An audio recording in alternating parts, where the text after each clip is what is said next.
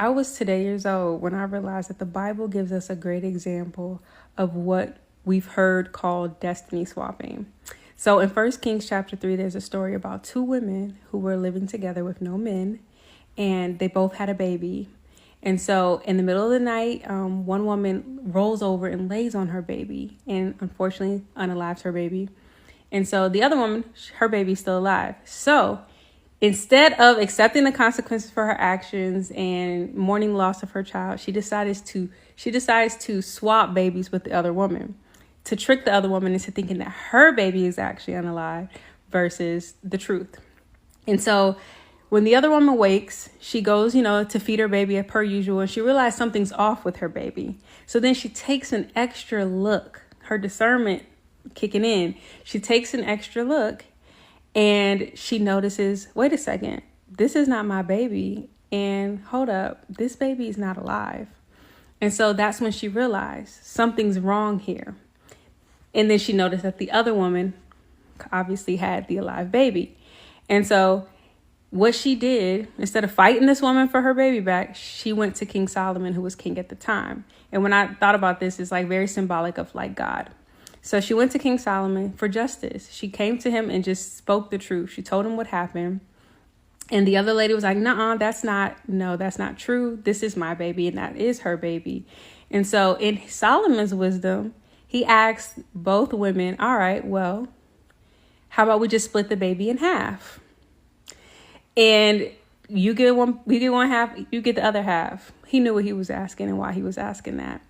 And so then the lady whose child it actually was alive, she was like, you know what, actually, she can just have the baby. Basically, she wanted to spare the baby's life more than she wanted to be right.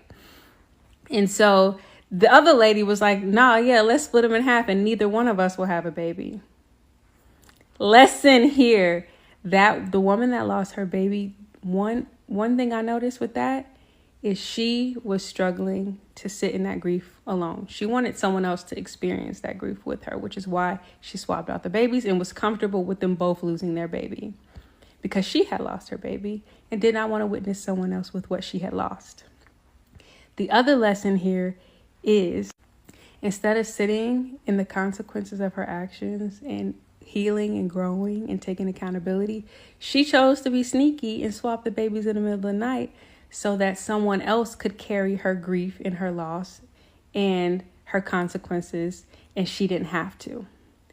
And that's what destiny swapping is, when someone else is placing their loss, their grief, their consequences, their shame, their guilt onto you and taking on your light, your blessings, etc.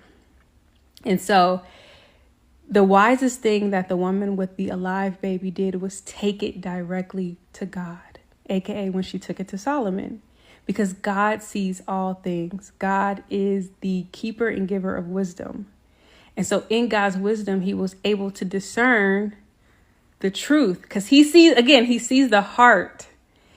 And he was able, because at the end of the day, she was able to get her baby, because once he saw how they both responded to his suggestion, he was able to officially see who the baby actually belonged to. And she ended up getting the baby restored back to her. And so it's the same when we take our issues to God. When we notice that we're carrying something that does not belong to us, whether it be grief, whether it be insecurities, whether it be projection, pain, failure, judgment, whatever it is that you're carrying that does not belong to you, take it to God. Don't try to go fight the person, because God sees everything. God can measure the heart of man, and God has the wisdom to restore everything back to you in the most perfect way, just like he did for her. So whether it's your peace, whether it's your confidence, whether it's your sound mind, whether it's some physical belongings, whatever the case may be, take it to God and let God do the fighting for you, and let God restore everything that was taken from you. And know that nobody can keep what God has divinely aligned specifically for you, especially through lies and deception. And so our job is to be discerning Because the quicker we can discern when we're carrying something that's not ours and when we are operating from a perspective that is not ours, the quicker we can take it to God, and the quicker God can restore us through his wisdom and truth. Again, God sees it all. He sees everything. He's seeing all of it happen. So again, that discernment is going to save you time and headache.